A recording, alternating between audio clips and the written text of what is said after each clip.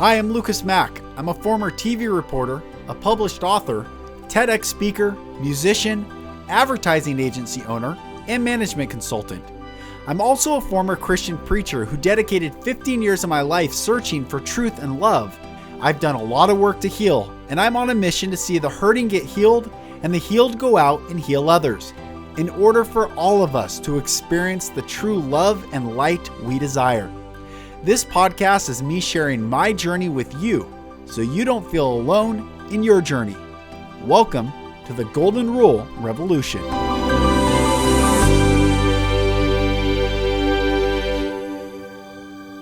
Hello, brothers and sisters, and welcome back to another episode of the Golden Rule Revolution. I am Lucas Mack, and excited for today's episode, I have Dr. Kelly Lizewski on.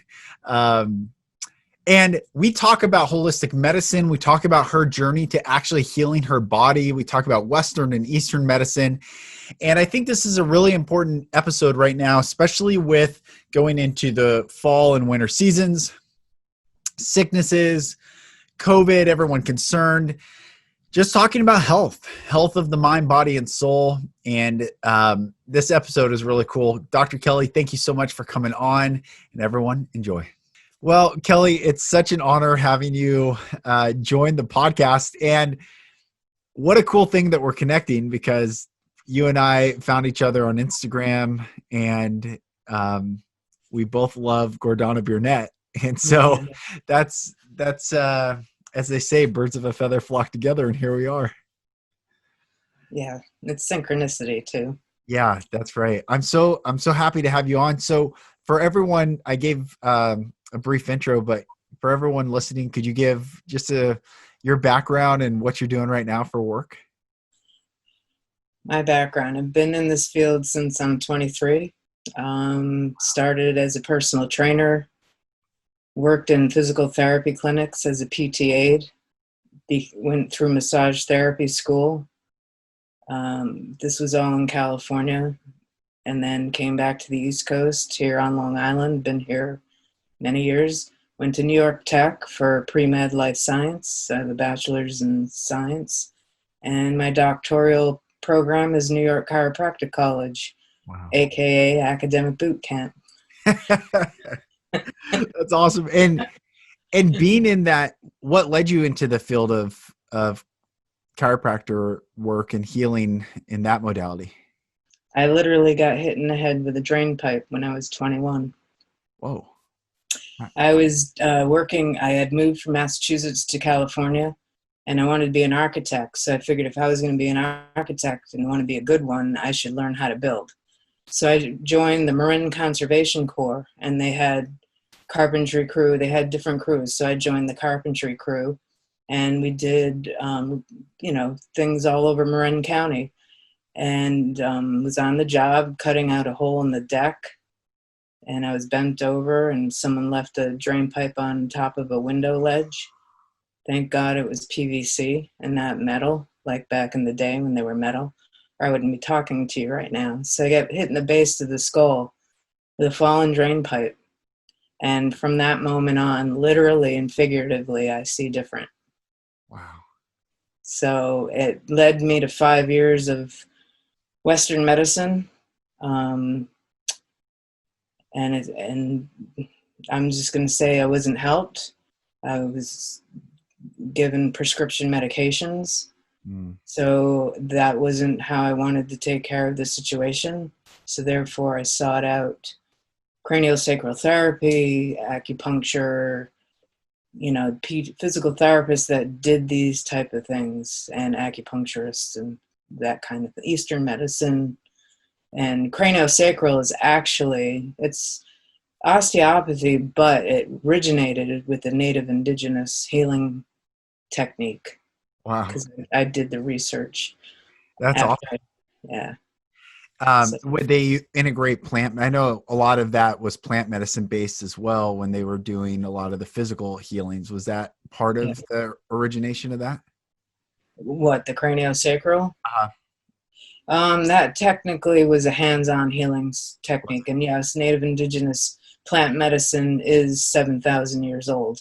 Yeah. It's used both in the native indigenous culture. It's used in Eastern medicine, Ayurvedics, Yeah. and our prescriptions used to be plants partly, but now it's not. It's all pretty much synthetic. Hmm.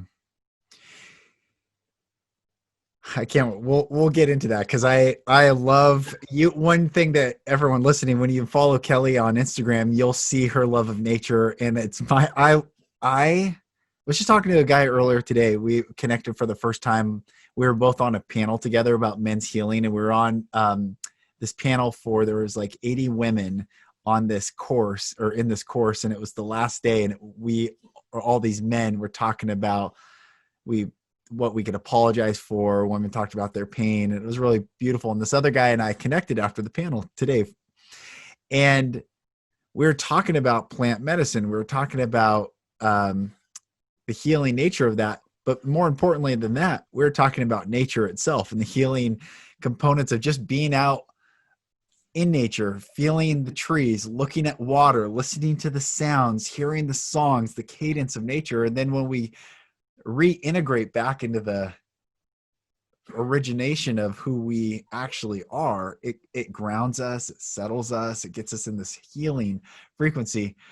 And I grew up making fun of like tree huggers and just I was just I mean, in no way, shape, or form in my way of growing up was it healthy, but I had so much judgment of these things. Now I'm hugging trees. I'm not kidding. Like, it's just the complete opposite. And anyway, I just share that. I love that you love nature as well, and it's very inspiring. It does all what you said. It grounds me. It feeds me. It's something that I do to just tap in and tune into not just this lifetime, but many lifetimes as a healer. It's just something I intuitively know, things I've seen. Because when I left Massachusetts and moved to California, it changed my whole life. What I didn't share is my father passed of a massive heart attack when I was 17. So I got lost for a good bunch of years. I did I went down the wrong path for a while, but that's why the drain pipe was literally and figuratively a universe calling me and saying, hey, wake up. This isn't where you're supposed to go. This is where you're supposed to go. And it just flourished from there. And I practice what I teach. I don't like to say the other thing. I say I practice what I teach because I do teach college students, but I knew that I needed to change my lifestyle. And I did. It took me 5 years to completely change my lifestyle. Eating, exercise, quitting smoking cigarettes, etc. And then it just blossomed. It keeps going. And nature, it's always been a part of me, but you know how you get lost, you know how you get lost a little, and then you're like, oh yeah. Yeah. That's right. Yeah. When I lead, hold on real quick. I have an old time dog, and he's deaf and blind, and he's bonking the door. Hold on. I'll cut this part out. I love animals. Oh, he's they're sweet. also grounding. Oh, he is. He's so sweet. He is a sweet soul. He's a sweet soul. But when I lead men's retreats, I talk to the men I ask them what type of tree are they? And we talk about trees are the epitome of vulnerability and strength and courage, because trees have their branches extended out as far as they can, and they allow all things to come: wind, rain, cold, heat, light, dark. And they just stand there and they emit what we emit, they receive, and what they emit, we receive. And it's just such a beautiful model of how humans get to be and reconnect. Well, the trees, if you look at the branches, I don't know how much you know about anatomy and physiology, but the branches represent part of our inside of our lungs, and how the roots take up all the, and it's the trees. Nature is us. We are nature, and nature is us, and it's interwoven. And I mean, I'm looking out to the trees right now, but they give us oxygen, and we give out carbon dioxide, and that's what they need. So it's a yin and a yang. It's it's that balance, that whole balance. It's so cool. I had this thought the other day. I go on hikes quite a bit around here. And someone was telling me that ferns were this ancient someone was telling me about there's a guy who practices fern medicine in Hawaii and talks about the sacred ferns and how the ferns were the wisdom keepers of the Earth's transitional phase 25,000 years ago. And these people were teaching me all about this, and I was fascinated by it. And when I was on this hike the other day, it was up in the mountains, and I was surrounded by huge fir trees, and then the base of the forest was all ferns. And I thought, this is incredible. The trees are like masculine energy, and the ferns are feminine energy. And there's this relationship with them as well, where they receive what is also dropped in this holding and feeding back the root system. And I was like, this is the most incredible. We need to get out of the classrooms and need to go outside and learn again. That's why I'm, going down this path with you. It's just talking about the indigenous peoples that had this wisdom of the earth, that felt dirt and honored the dirt still in their hands, didn't wash it off with antibacterial soap and discard. It was all this present moment stuff. So anyway, I went on a tangent. I want to hear more of your thoughts. No, because what that's sparking is what I always thought, even as a child. Why didn't we learn from them? Why didn't we learn all the healing and all? I mean, it's a rhetorical. I know why, but and that's why living here on Long Island is very native indigenous here. This is when I first moved here. This was in 91 when I left California and I moved here, and I'm driving, and all of a sudden I don't literally hear, but I hear, it's a long time. This place has changed since the last time you've been here. And I'm just doing one of these things like, what? I have never been here in my life. Wow. Then fast forward 2006, my great aunt, my Polish grandmother's sister, passed away, and they had the funeral here on Long Island. So I met family members that I didn't even know lived here. Wow. Then I find out my father used to come here during the summers to visit his cousins from Pennsylvania. And I'm like, and I never had my dad's photos right here. I never had the opportunity to even find this out from him. So I was like, well, isn't that a trip? But not really. It was like, I landed here. I didn't know anybody. I knew one person. So it's one of those synchronistic, you're meant to be here situations. And then I learned, like all the names of Long Island. There's certain names, Massapequa, Ronkonkoma, Shinnecock, Copeg. They're all native indigenous names. That's so cool. And I feel when I'm here, I feel it. Feel the energy. It's funny you say those names. I live in Issaquah. We have Snoqualmie, we have Snohomish, Puyallup, Squalicum, all these words. And it's so interesting. I don't know this to go the wrong way, but I have a lot of, I grew up in a town next to a big reservation, but it was a Confederate reservation. So it didn't have, there wasn't one indigenous group that was on this reservation. So I've grown up with so many Native friends, and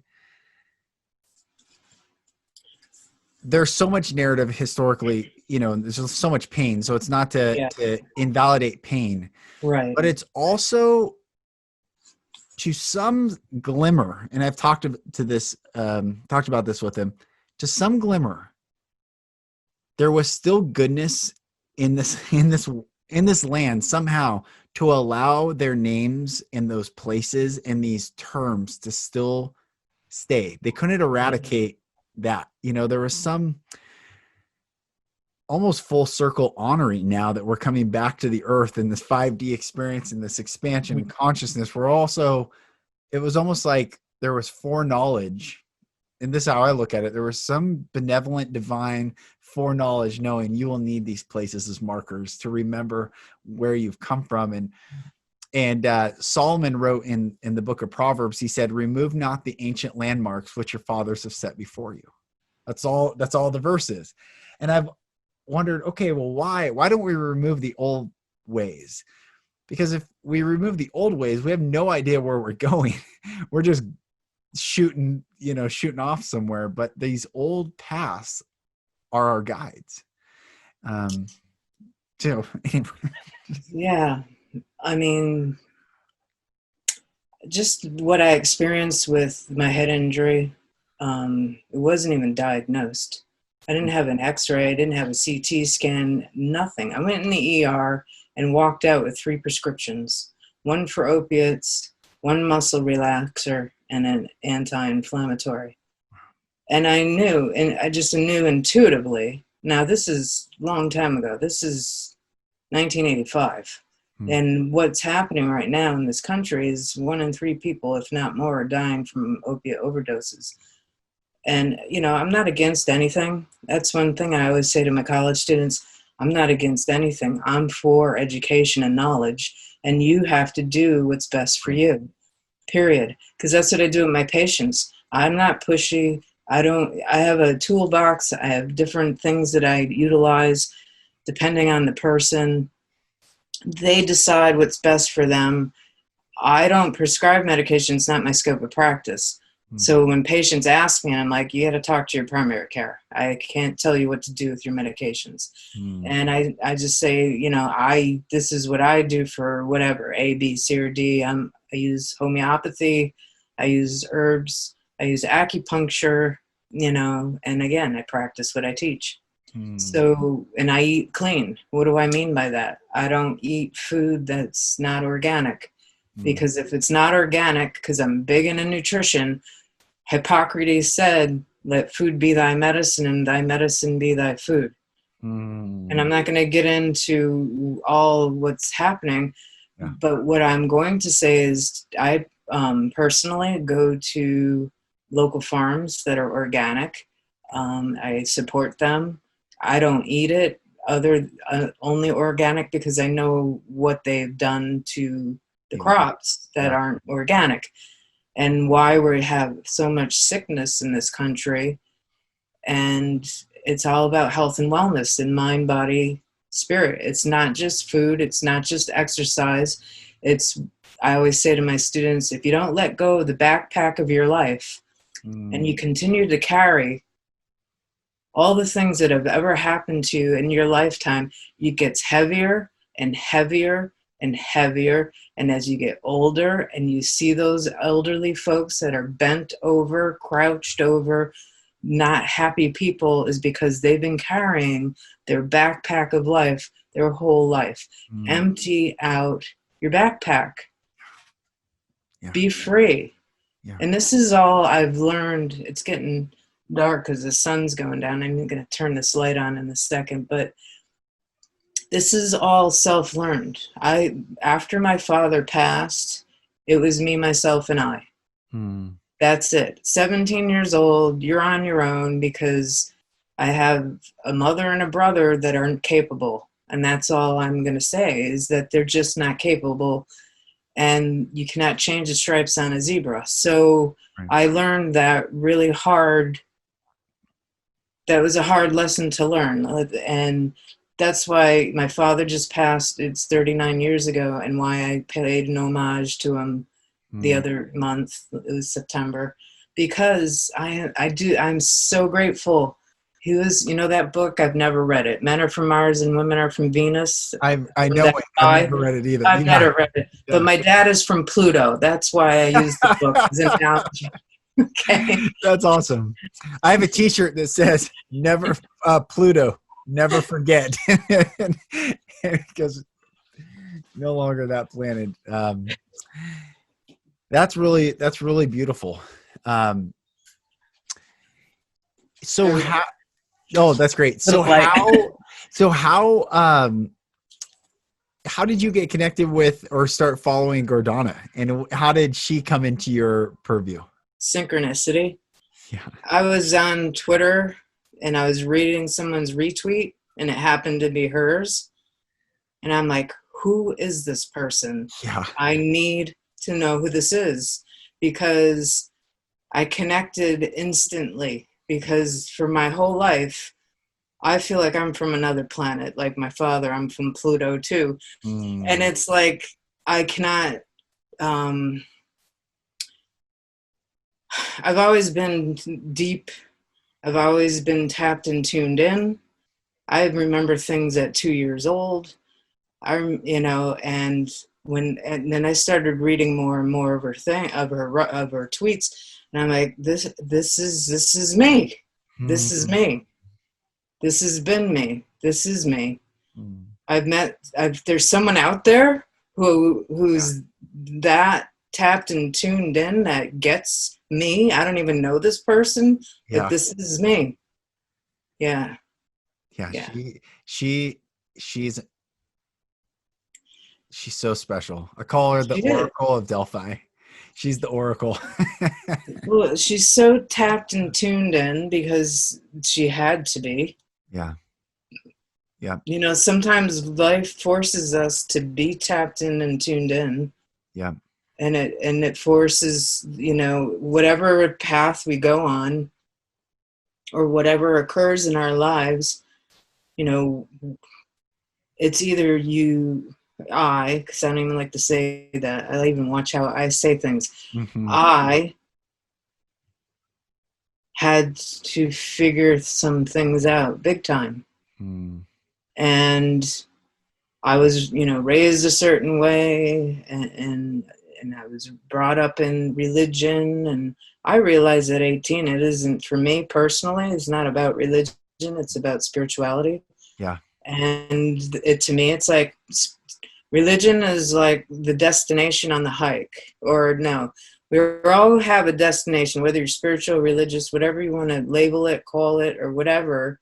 I'm on this trail, you're on that trail, she's on that trail, they're on that trail, but we're all going to the same place. We're just on different trails. Yep. Because to me, it's spiritual, it's universal, it's love. Yep. It's all encompassing. Because ironically, Gordana wrote something today, and I wrote back, you know, it's not just about talking the talk, it's walking the walk. You know, you don't just say you're this, you know. Do you know who Jan Levan Zant is? She's one of Oprah's friends. Okay. All right, she said this one time, I laughed so hard. She goes, there's nothing worse than a mean person for Jesus. They're holier than now on Sunday and meaner than a wet cat on Tuesday. And I just laughed out loud so hard because I am, you know, I was, you know, I'm were you raised Catholic? Yeah, my grandmother was Polish Catholic, but I was, which is different than Roman Catholic, because Polish Catholic priests get married and church is totally different. Totally different. But I grew up in a teen youth group from age 14 to 19. And because I was involved in the teen youth group, my parents got involved. So I had a group of people my age. But, you know, I'm an observing person. I would notice things. And, you know, but again, take what you need and leave the rest behind. You know, and that's it. Because when I'm working with patients, and my whole time, even before I became a doctor, when I worked in physical therapy, treating patients, doing med massage, I've worked with athletes, whatever. It's not just me, because when somebody has been suffering for years and years and years and years, and one treatment, their whole life has changed. And then they say to me, oh my God. And I'm like, well, it's not me. Yeah. It's not me. Yeah. You know, I have, you know, been able to be open and allow of, like, Native Indigenous healing comes through When I'm in the woods, I hear things I hear drumming in certain places.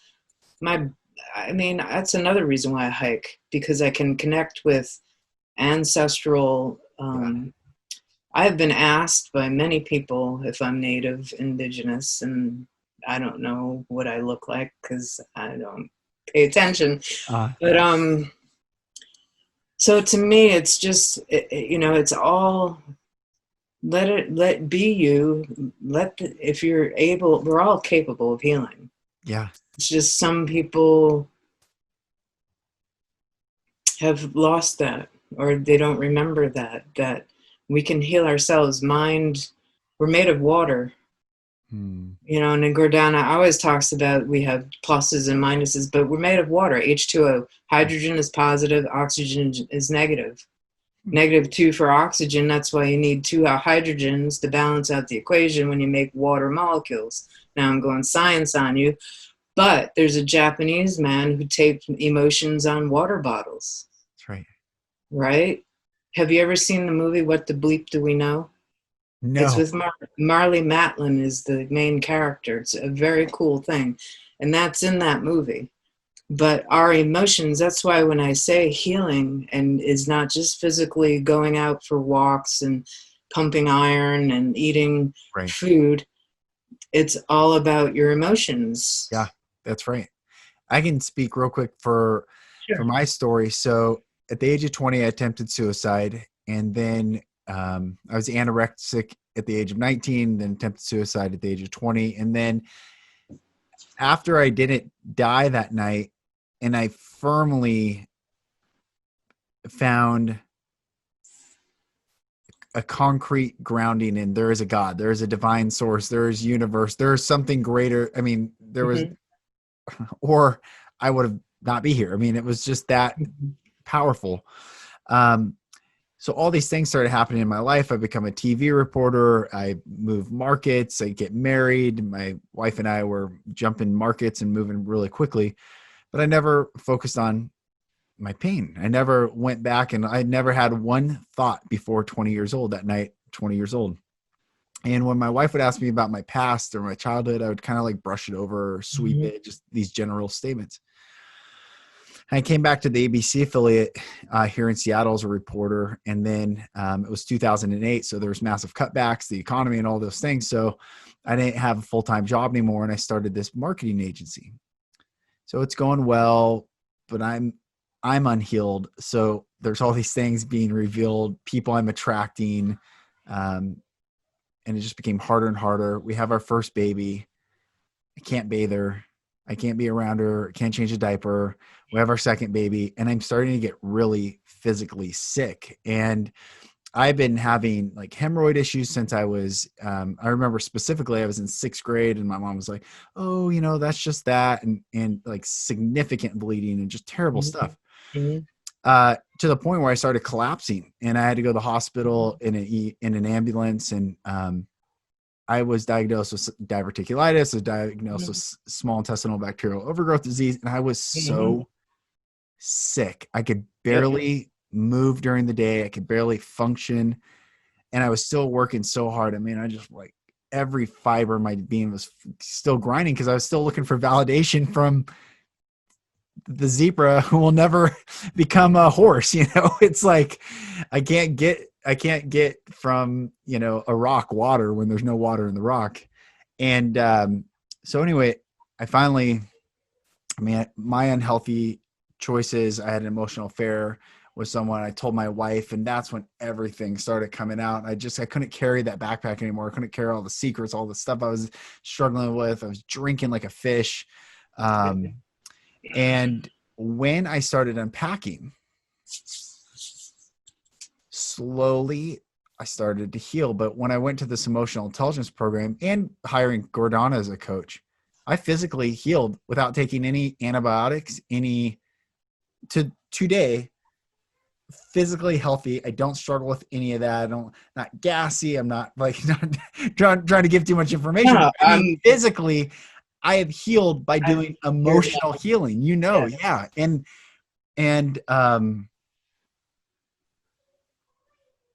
before, kind of like when I was saying, like when judgment's just an indication of there's hurt and pain. That's all it is. And I know for me, I was very judgy because I was very hurt. So it was just a way of protecting myself. But I used to think Western or Eastern medicine was so woo woo, and because I A lot was of in people that do. dogmatic Christian Westernism. But I can tell you, feeling good emotionally leads to feeling good physically. Absolutely. There's a book that I recommend if you need science. It's called Molecules of Emotion by Candace Pert. She's a Wow. PhD. She wrote this book called Molecules of Emotion, and one of our Dr. Tomodaki, who taught us neuroanatomy in our doctoral program, is the one that recommended the book. But I had already known that for myself when I was 23, and I carried for 7 years, 6 years, whatever it was, anger Mm. at my own mom for not being there after losing. I lost a friend who was killed when I was 16.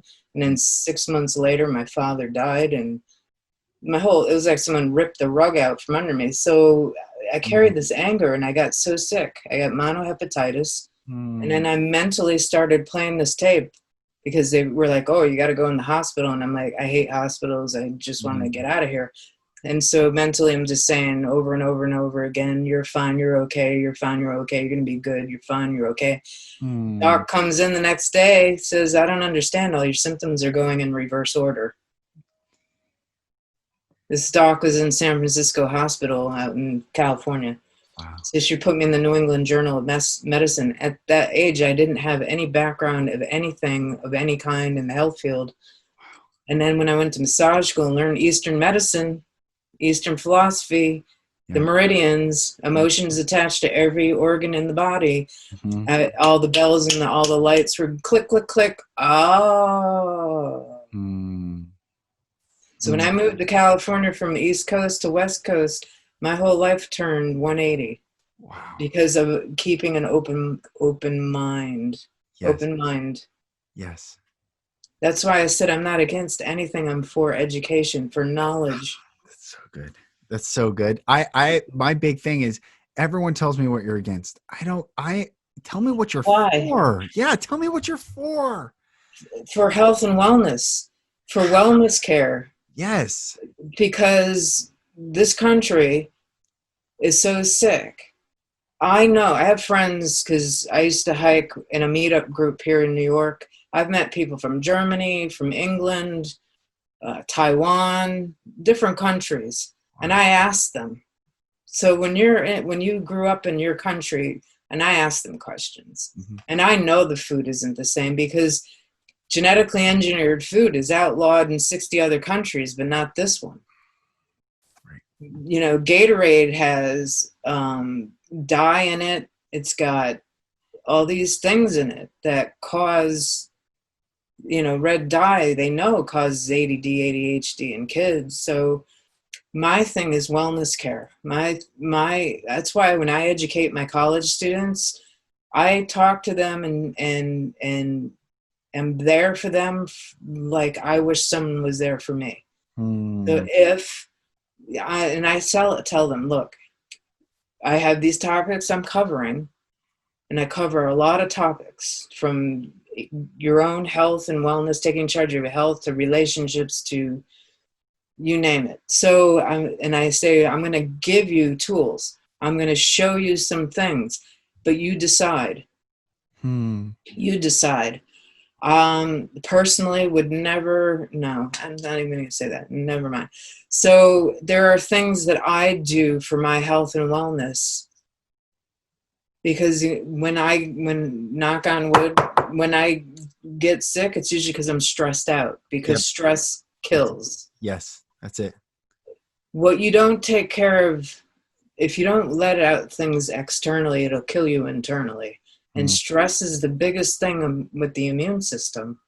Mm. When you're stressed out, it starts to deteriorate. Your immune system cannot fight off things Right. as well. Right. Sleep, and it's food. Food is medicine. It doesn't mean eat all protein and no carbs and high fat. No, there's a balance of carbohydrates, proteins, and fats. what are you eating? Mm. Can you pronounce it? If Yeah. you can't pronounce it, should you eat it? That's right. Because I do make my students read labels, drink labels, Yeah. food labels. Because I learned in biochemistry in undergrad. My Dr. Mitychuk was a researcher for cancer. So I learned a lot from him. I learned a lot in my doctoral program about nutrition, but a lot of it, first and foremost, was self-taught. And that's my goal. It's, I do treat patients hands-on and all that, but I really would love to take not everything that I teach my students, but a core of health and wellness, and educate this country, all those who want to be educated, those that want to that are sick and tired of being sick and tired. Yeah. Because you don't have to be. You don't. That's right. It's interesting right now. We have the US election coming up. Politics is such it's such a fallacy. It's such a game. It's like professional sports. It's like any other, it's like religion. It's all these things that cause judgment and division and hope in external forces that we can't control. Why are you laughing? I just said to somebody the other day, I said, I'm not naive, but why can't we all just get along? Because seriously, you know what it is? I feel like we're all 5 years old. Not all of us, but they're like, when you're a kid and you're 5 years old and there's the bully on the playground. Mm-hmm. Yeah. Because why are they a bully on the playground? Because something happened to them that they aren't expressing outwardly, and it's killing them internally, and they're taking it out on everybody else. That's where I go personally. Yeah. I look at were they raised? What happened to them? I feel bad for them. I have empathy. Yeah. Yeah. Well, I bring this up is whether it's politics, whether it's food, whether it's religion, it comes down to people. And many of us, for instance, I did some work with some of the elite people on the planet, speaking and doing some stuff, and they all have private chefs. They all have, they're not consuming, they're not consumers of the products they're selling. Let's just put it that way. Most doctors don't give their kids what they're prescribing. Most social media company executives don't let their children on social media. I mean, when you start to really look at like, wait a minute, what's going on here? When we wake up to the game and we reclaim our sovereignty and reconnect to each other, to this earth, to humility, to honor, that's the most healing path I think we can all take. Well, now I'm going to plug Gordana's book, #Know the Truth, why knowing who you are changes everything. Yes. Because, I mean, it's like they've lost their way. And I wrote a song about this. I know we have that in common. We both like music and write and play guitar, and you play piano. I don't play piano, but, it's like, have you wondered where we're going? Have we lost our way to the light? That's just a couple of the lines in the song. Beautiful. And then it's like, when will they realize that, fear is, when are they going to, stop and let go of the fear? Yeah. And greed is not the answer. It's peace, love, and light. Right. I'm paraphrasing the song, but this is what the song is about. Right. What will it take for them to see, What will it take? Because again, we can only change ourselves. We can't change anybody else. Right. And that's something I tell my students all the time. I'm like, look, it's like you keep putting your hand on a hot stove. You don't do that, do you? Take your hand off the stove. So why do we continue to do things like we keep putting our hand on the stove? And let's stop judging the stove because it's hot. It's not trying to hurt us. It's just simply a hot stove. It just it's not capable. Yeah. of doing anything else. Exactly. That's right. That's, again, I'm going to quote Oprah now. Forgiveness is letting go of the past. Forgiveness is letting go of the hope that the past could be any different. Because, I watched Oprah for years. I didn't even know Giordano was one of her Super Soul 100 people. I had no clue. And I'm like, how did I miss that one? I've been an Oprah person my whole life since she started, because she taught a lot of different things. And I just resonated with her. But when she said that one time, I was like, click. Yep. Because you can walk around upset, angry, internally sick because of whomever or whatever happened, but they don't care. They don't care. They don't even know you're suffering. Right. So you're suffering, and you're doing yourself a disservice and going through all this. For what reason? For growth, for yourself, and that's, again, why it is important to be you. I always tell my students, be you. Be your best you. Do you. Even if, and I'm like, I understand if you're at home and you're with parents and they're like, you're in my house, or my rules and all that. But at the core, be you. Embrace who you are. Love yourself first. Yeah. Your best relationship is with yourself. And I said, it's not selfish. It's taking care of yourself. That is the key. Take care of yourself. Mind, body, spirit, whatever that is for you. I say, if you believe in certain things, believe in it. If you need to go to temple, go to a church, go to the woods, whatever it is. Yeah. Feed your soul, feed your spirit. Let go of what's toxic. Let it go. Let go. Empty it. Empty your backpack of your life. And I say, this class is all about you. It's all about you. You have the choice. You have the choice to choose to change or not to change. You can do things that weren't so good for yourself, but when you realize, and now I'll quote Maya, when you know better, you do better. And it's true. The more you know, the better you do. When you know and you don't do better, then why? Why aren't you loving yourself? Yeah. Yeah. It's not rocket science, but the human species makes things more complex than it really needs to be sometimes. And we are magnificent. I spent 3 semesters doing cadaver dissection. Unbelievable, our human body, and what people take for granted. Take for granted. Yeah. Seriously. Yeah. There's a saying that I learned at this emotional intelligence training I did a couple years ago, and is, where attention goes, energy flows. And I'm a bit, because I was a journalist, I know a lot of people, I've done a lot of these things where I know how they present themselves in public and it's not who they are in private. I am more of the system is rigged to keep our attention away from us healing with media, politics, sports, food, the bright, flashy things. And nature, the bright and the flashy things, the gems, the jewels, the precious metals, where are they found? Underground, in rock. It takes time and intention to go find those things, but nature itself is more of a gentle, it is a stillness to nature.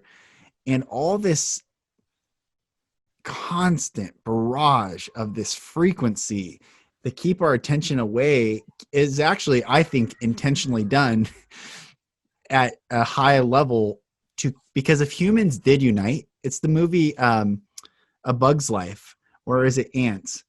Maybe it's Ants, but like one of them, can you hear me? Yeah, I'm like, I don't know what you're talking about.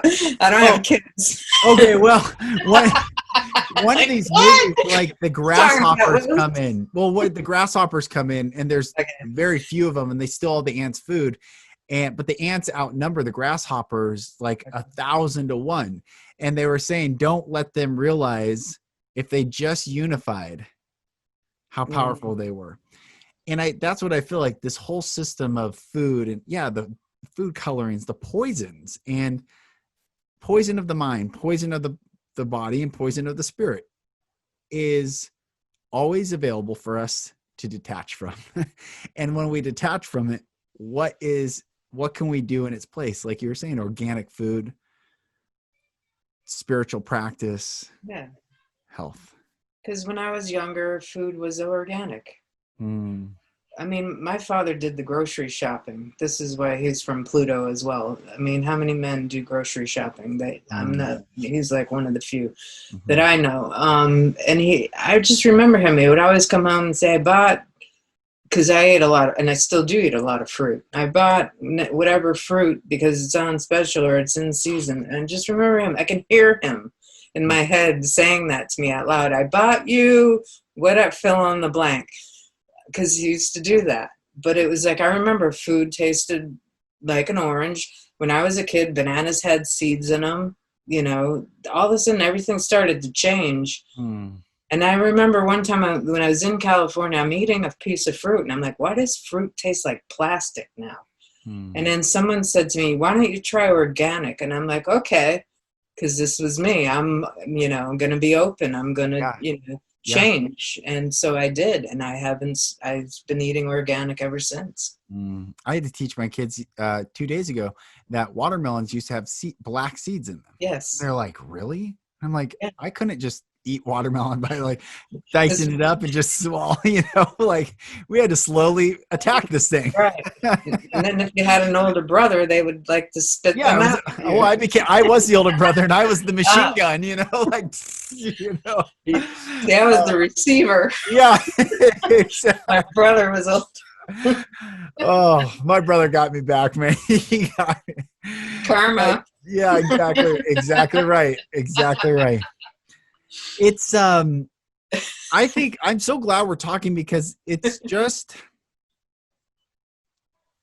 the old path isn't the old path. It's just a path, perhaps the path that we must remember.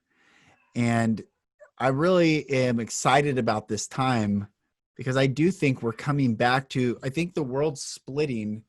How it's going to play out, I don't know. I read a lot about the 5D, and I've talked a lot about 5D and 3D world and AI and all these flashy things, and things are going to take people down one course. But then there's this other bifurcation of humanity that is choosing groundedness, wholeness, wellness, non-judgment, non-duality, like open-minded, just being. And I'm excited. Even talking to you and bringing this content to the world, introducing Gordana to people who maybe have never heard of Gordana or these concepts. These are incredibly powerful and real, tangible, true concepts. It's important. It's very, very important because, like I said, knowledge and education is power. And I don't mean the ego, you can't fit through a doorway power. I'm saying that the more you know, you become more aware, the better you're going to do for yourself. More people take better care of their cars than they do their bodies. Wow. I asked my students, how many of you guys would put a pound of sugar in the gas tank of your car? They look at me like I'm crazy. And then I'm like, well, and they're like, no, then the car wouldn't run. I said, well, then why do humans consume pounds and pounds of sugar in a day?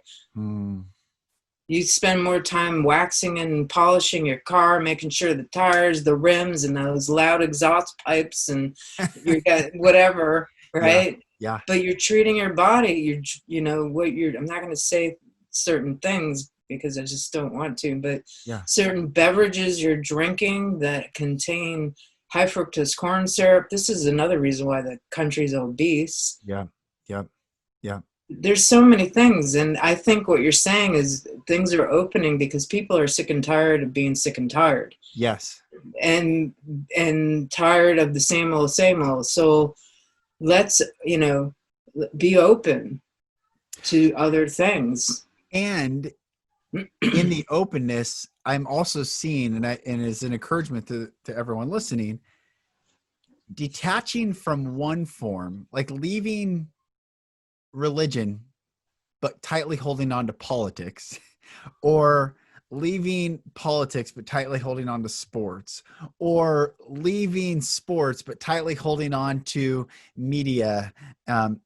It's just replacing one of these forms with another. And to finally detach is to detach from all these systems and be okay in that tension time, that everyone's going to have tension a little bit when we release, because there's a new calibration of that frequency of like, oh, okay, what is this? So, it's like, this is new.